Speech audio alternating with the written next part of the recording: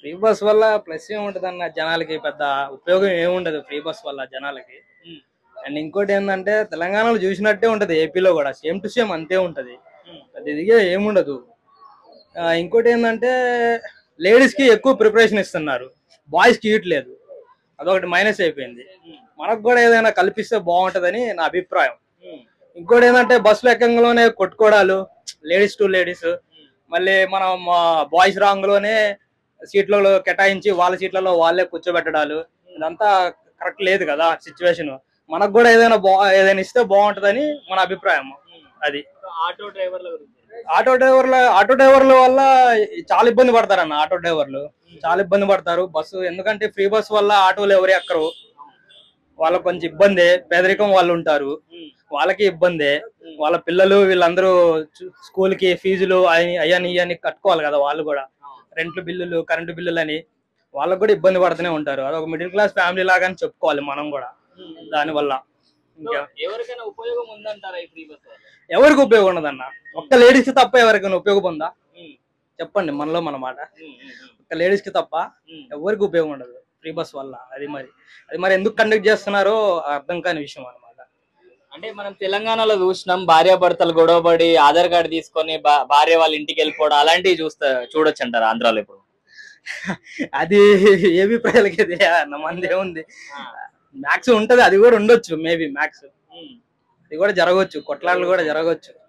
అది ఇప్పటి నుంచి భర్తలకు ఏం చెప్తారు ఈ ఫ్రీ బస్ వచ్చిన తర్వాత? మనం ఏం చెప్తాం అన్న భర్తలకి, వాళ్ళకి ఏం చెప్పు. మనకు కూడా ఏదైనా అవకాశం ఏమైనా ఫ్రీగా ఏమైనా కల్పిస్తే బాగుంటదని నా అభిప్రాయం. ఇది అయితే వేస్ట్, అది పథకం అనేది వేస్ట్. ఆ పథకం లేకుండా కొంచెం హాఫ్ టికెట్ పెడితే చాలా బాగుండేది. ఆ పథకం వచ్చేసి మనకు ఎక్కడ యూజ్ లేదు, కర్ణాటకలో యూజ్ లేదు, తెలంగాణలో యూజ్ లేదు, మన ఏపీలో యూజ్ లేదు. ఎందుకంటే అది హాఫ్ టికెట్ పెడితే కొంచెం బాగుండేది. ఇంకోటి వచ్చేసి దానికి మనకు ఎవరికి ఫ్రీ బస్ అవసరము, ఫ్రీ బస్ ఎవరికి అవసరము, హ్యాండిక్యాప్ చిల్డ్రన్స్ కి అవసరము, నీడీ పీపుల్స్ కి అవసరము,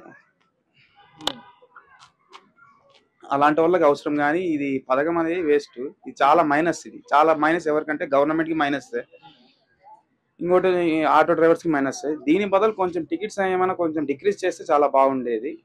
లేడీస్ పరంగా అయితే హాఫ్ టికెట్ పెడితే చాలా బాగుండేది. ఫ్రీ బస్ అయితే చాలా వేస్ట్ పథకం. అంటే చాలా మంది అంటున్నారు 10 బస్సుల దగ్గర 2 బస్సులు చేసేస్తారు, ఇప్పుడు అందరికి ఇబ్బంది అవుతుంది అని చెప్పి చెప్తున్నారు. బస్సుల ఫ్రీ బస్ కదా, సో 10 బస్సెస్ ఆల్రెడీ తెలంగాణలో చేశారు అని చెప్పి చెప్పారు. ఓకే, సో అలానే జరుగుతుంది అంటున్నారు మీరేమో? దాని గురించి అయితే నాకు పెద్ద ఐడియా అయితే ఏం లేదు. ఇంకా వాళ్ళు ఏమైనా చేయాలంటే చేయగలరు కదా, గవర్నమెంట్ వాళ్ళ చేతుల్లో ఉంది. వాళ్ళు ఎలా చేయాలి, వాళ్ళు ఉంటాయి కదా, వాళ్ళ ప్లాన్స్ ప్రకారమే పథకాన్ని రిలీజ్ చేసి ఉంటారు. ఫ్రీ బస్ పథకం అయితే వేస్ట్. హాఫ్ టికెట్ అయితే చాలా బెటర్గా ఉండేది, చాలా యూజ్గా ఉండేది, అందరికీ యూస్ఫుల్ అయ్యేది. గవర్నమెంట్ కి కూడా కొంచెం భారం అనేది తగ్గేది. ఇటు ఆటో డ్రైవర్స్ కూడా వాళ్ళ జీవనాధారం ఆటో పైన జీవితకాలం మొత్తం గడుపుతుంటారు. ఇలాంటి ఫ్రీ బస్, ఇలాంటి పథకాలు వదిలినప్పుడు మనం కర్ణాటకలో చూసాము, తెలంగాణలో చూస్తూనే ఉన్నాము. చాలా ఇబ్బంది పడ్డారు ఆటో డ్రైవర్స్. వాళ్ళు కన్నీరు కూడా రోడ్ల మీదకి వచ్చి కన్నీరు కూడా కార్చారు. ఇది చాలా మైనస్ ఇది గవర్నమెంట్ కి. ఫ్రీ బస్ వల్ల వైఫ్ అండ్ హస్బెండ్ కి కూడా గొడవలు అయినప్పుడు వెళ్ళిపోయే అవకాశాలు ఉంటాయి కదా, పుట్టింటికి వెళ్ళిపోయే అవకాశాలు ఉంటాయి కదా. వెళ్ళాలంటే వాళ్ళు ఎట్లయినా వెళ్తారు, ఫ్రీ బస్ ఏముంది. అంటే అప్పట్లో అంటే డబ్బులు తీసుకొని హస్బెండ్ అడిగి డబ్బులు నేను పుట్టింటికి వెళ్తా, ఇప్పుడైతే ఆధార్ కార్డు పట్టుకొని వెళ్ళిపోవచ్చు. వెళ్ళిపోవడానికి పాసిబిలిటీ ఉందిగా, 100% పాసిబిలిటీ ఉంది. ట్యాక్స్ రూపంలో ఏదో ఒక రూపంలో మళ్ళీ ప్రజల మీదనే పడతాయి కదా, మళ్ళీ ప్రజల దగ్గర నుంచి గవర్నమెంట్ వసూలు చేసేది. సేమ్ టైం తెలంగాణలో కూడా ఉంది, ఇప్పుడు ఆడ కూడా అవుతుంది. పెద్ద ఉపయోగం అయితే లేదు, ఇప్పటికిప్పుడు లాభం అనిపిస్తుంది ఏమో కానీ, హ్యాపీనెస్ వస్తుంది కానీ ఫ్యూచర్ లో మళ్ళీ పన్నుల రూపంలో మన మీదనే పడుతుంది ఎఫెక్ట్, ఎప్పటికైనా ఎఫెక్ట్ అది. సో పెద్ద ఉపయోగం ఏం కాదు, ఎందుకంటే దానివల్ల వాళ్ళకి ఏదైనా మంచి చదువులు ఇప్పించి, ఆ కుటుంబానికి వాళ్ళకి జాబులు ఇప్పించి ఇంకో రూపాయి ఎక్కువ పెంచి తీసుకున్నా ఏం కాదు. ట్యాక్స్ ఎక్కువ కడతాం కాబట్టి మనము మళ్ళీ ఫ్యూచర్ లో మనకు మంచి లాభాలు వస్తాయి, గవర్నమెంట్ లాభాలు వస్తాయి. తద్వారా మనకైనా ఇంకా మంచి మంచి ఇంపార్టెంట్ ఇచ్చే అవకాశం ఉంటుంది. సో ఫ్రీ అనేది ఎక్కడ మంచిది కాదు, నష్టమే, అది ఎప్పటికైనా నష్టమే, ప్రజలకైతే నష్టమే.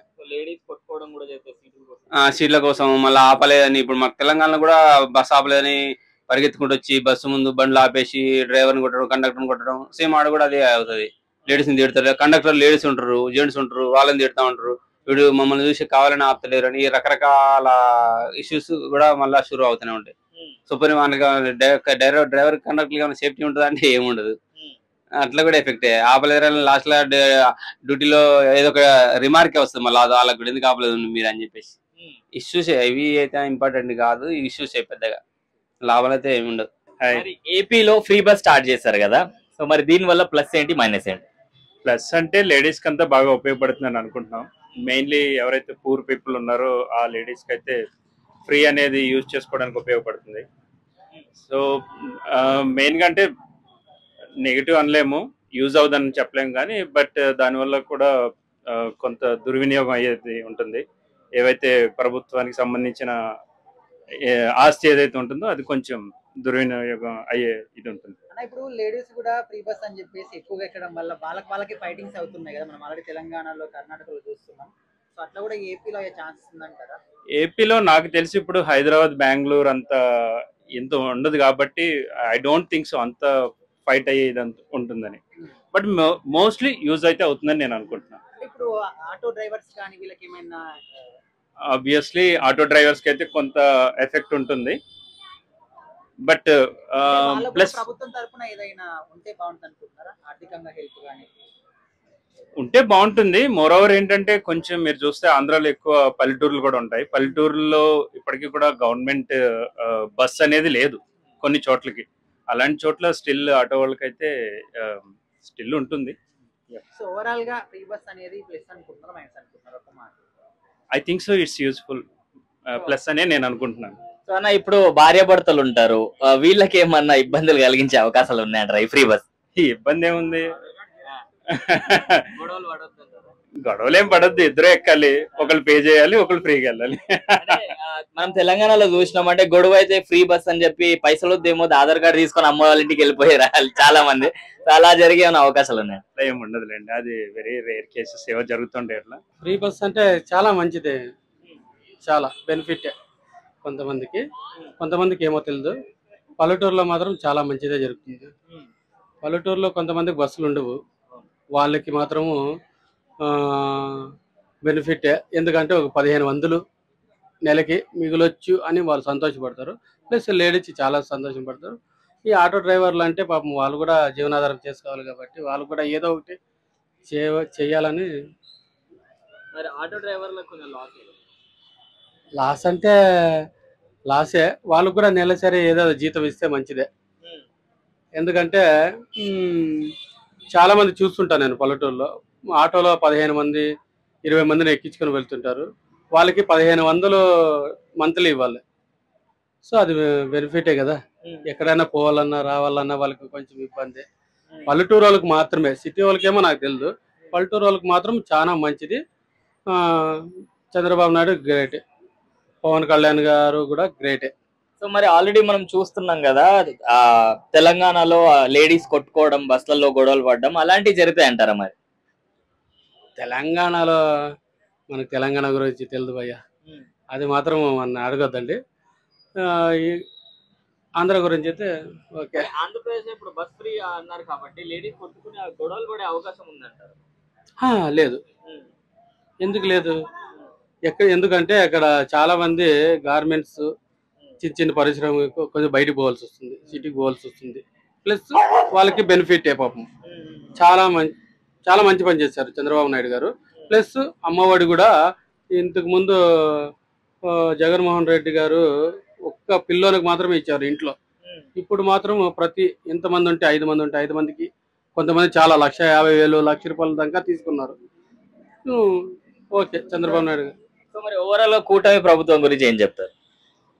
కూటమి ప్రభుత్వం గురించి నాకు చాలా సంతోషంగా ఉంది. పవన్ కళ్యాణ్ గారు అంటే సనాతన ధర్మం స్టార్ట్ చేశారు కదా, మనకు ఒక ధైర్యము.